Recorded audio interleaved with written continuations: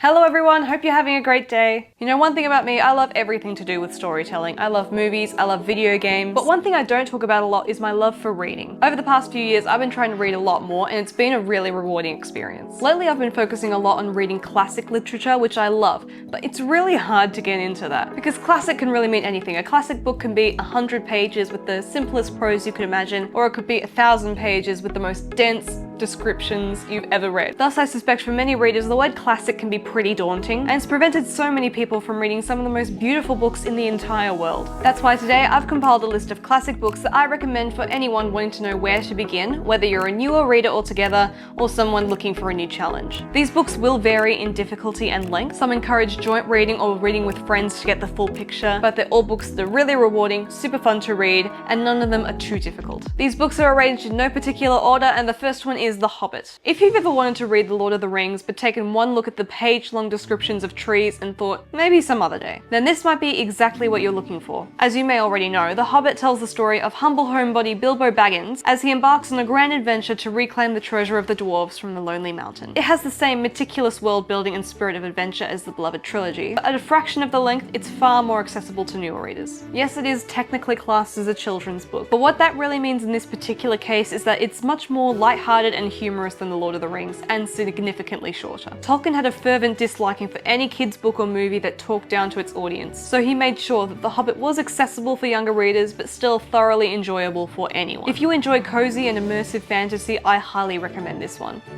Number 2 is Animal Farm. One night at 2 AM, I was having trouble getting to sleep, so I picked up Animal Farm in the hopes that reading it would make me wind down enough for me to nod off. That did not happen. I read the whole thing then and there. Animal Farm tells the story of certain farm animals who overthrow their oppressive human owners and establish a utopian society, only for it to gently devolve into a dictatorship under the pig Napoleon. It's gripping and shockingly accessible satire that offers one of the most fascinating insights into the rise of Soviet Russia I've ever read. I once read somewhere that the most intelligent people are those who can make others in the room feel just as intelligent as they are, and that's just what George Orwell does in this book. I was half asleep when I read Animal Farm and I was hanging on to every word. I don't want to give away too much because this is really the kind of book you want to experience firsthand, so all I'll say is that it does get pretty dark towards the end. Nevertheless, it's an absolute blast that will make you all the more disappointed about the upcoming Seth Rogen adaptation.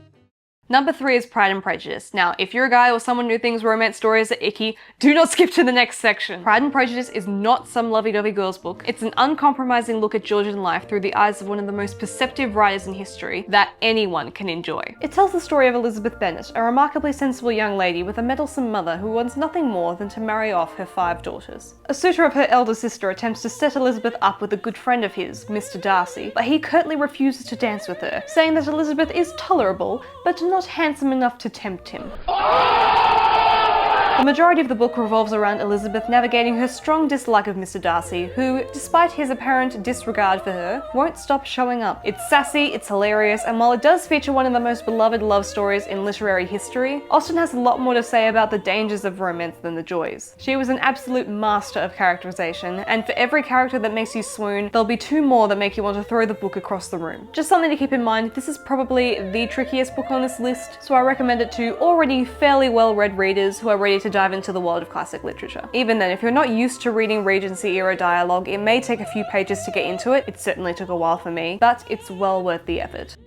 Number 4 is a little more obscure, The Mysterious Affair at Styles. If you enjoy mystery or crime stories, Agatha Christie could be the perfect gateway to classic literature. Her knack for creating engaging stories, as well as her to-the-point and easy-to-read prose, makes her work super fun to read even for new readers. I started with The Mysterious Affair at Styles since it was her first novel, and I'd recommend that you do the same. It features the debut of the beloved detective Hercule Poirot as he seeks to solve the murder of Emily Inglethorpe, the owner of the country estate Styles Court. It's a great read with heaps of brilliant characters, including Hercule Poirot and the many suspects. It's quick-paced and engaging, at least by classic lit standard, and even though I couldn't figure out who done it before it was far too late, it was a blast coming up with theories, and I had a lot of them by the end of the story. And hey, if you do end up enjoying The Mysterious Affair at Styles, Agatha Christie has 66 other detective novels for you to dive into. Number 5 is The Great Gatsby. It's a classic for a reason. The Great Gatsby tells the story of millionaire Jay Gatsby, who throws outrageous parties at his estate in the hopes that Daisy Buchanan, a married woman with whom he is obsessed, will notice him. It's chock full of metaphor and allegory, the prose is gorgeous, and at about 200 pages, it's a pretty easy read. Not only is this a great introduction to classics, it's a great introduction to reading as a whole. The characters, while mostly all horrible, are brilliantly portrayed and fleshed out, especially the titular Gatsby. Fitzgerald wasn't afraid to showcase the ugly sides of society, and many of his observations still ring true today. This is another book that tends to be pretty full on, and some of the descriptions are a little graphic, but all in all, it's a true tragic masterpiece. Number 6 is The Importance of Being Earnest. I know, this is not a book, it's a stage play, but hear me out. I've found stage plays to be great introductions to more traditional forms of literature, since they're mostly dialogue, and naturally way shorter. Not to mention, The Importance of Being Earnest is one of my favourite things I have ever read. The story revolves around an upper-class bachelor named Jack, who has invented a false younger brother named Ernest, who he uses as an excuse to visit the city whenever he wishes. Spoiler alert, this little white lie begins to spiral out of control. If you've gotten it into your head that classic literature isn't funny, this will almost certainly prove you wrong. It's a scathing satire of upper-class society that's so utterly absurd at times that you'd think you were watching an episode of The Simpsons rather than reading a 19th century play. Oscar Wilde's sense of humour is timeless, and this is the perfect gateway into a wide world of hysterical literature, including other plays and even operettas like Gilbert and Sullivan works. You may need a guide for some of the trickier themes and symbols, but all in all, I'm sure you'll have a blast reading this. Number 7 is To Kill a Mockingbird. This is one of the most popular books on this list, and for very good reason. To Kill a Mockingbird is a tragic tale told from the unique perspective of a 6-year-old girl named Scout Finch, which serves both as a brilliant contrast to the dark tones of the story and as a down-to-earth, easy-to-read narrative that suits perfectly for newer readers. Scout is the daughter of lawyer Atticus Finch, a single father tasked with representing Tom Robinson, a black man falsely accused of a terrible crime. Scout observes the proceedings through her young and innocent eyes, and is guided through the complexities of the matter candidly by her father. Harper Lee was truly a master of building worlds. The town of Maycomb comes alive in relatively simple descriptions, and the characters, though introduced by a naive narrator, are beautifully portrayed and will haunt you for life. Obviously, this isn't a light read at all, it covers some very dark themes, but if you can handle that, then you'll absolutely love this book. Number 8 is The Man Who Was Thursday. Of all the books on this list, this one might be the most obscure. Nonetheless, if you're a fan of surrealist and philosophical thrillers, this might be just the right book for you. The Man Who Was Thursday is a deeply allegorical story about chaos and order that will have you on the edge of your seat. It tells the story of a detective as he goes undercover into a secret society of anarchists. And that is really all I can tell you, because this book is absolutely ripe with twists. Whenever you think you know what's happening, half a page later everything gets flipped on its head, and I love it. Of course, while the prose itself is quite accessible, the many themes and symbols are quite tricky to fully comprehend. I'd recommend reading this one with a group, or at least finding someone else to discuss it with. Believe me, you'll get so much out of it that way.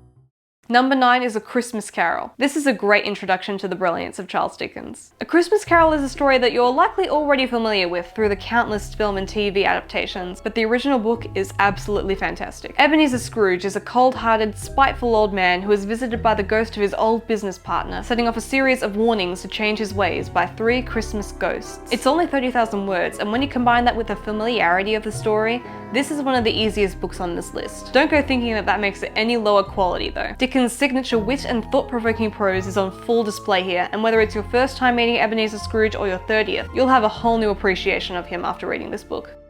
And finally, number 10 is The Adventures of Huckleberry Finn. I'm sure this book has sparked a lifelong love of reading for millions of boys around the world. From madcap adventure to brilliant humor to lovable characters, this book truly has it all. If you've never really been able to get into reading, this may just be the book that finally wins you over. Huckleberry Finn is a mischievous young boy fleeing from his abusive father by rafting down the Mississippi River, joined by an escaped slave named Jim. This book was notable in its day for its use of down-to-earth, common writing style, but it should be noted that common style in 19th century Southern America is quite different to modern slang. Nonetheless, I found that hurdle to be a relatively simple one to overcome, much easier than say Pride and Prejudice, and it's well worth it. The descriptions, especially as Huck begins his journey down the Mississippi, are positively captivating, and while the book is hysterical, it can also be quite moving in places. If the length of Huck Finn is putting you off, you can read The Adventures of Tom Sawyer first, as it does precede Huck Finn chronologically and is worlds shorter. That may be a better option for a lot of you, but I do encourage you to read Huck Finn at some point. It's an absolute joy to read. Well, there you have it. Those are my picks for the best books to read if you want to start getting into classic literature. Of course, there's plenty of other books I didn't get the chance to recommend, so please feel free to make your own recommendations in the comments below. If you enjoyed this video, please consider subscribing and sending it to someone you think would appreciate it. That would be so awesome. See you in the next video. Have a wonderful rest of your day.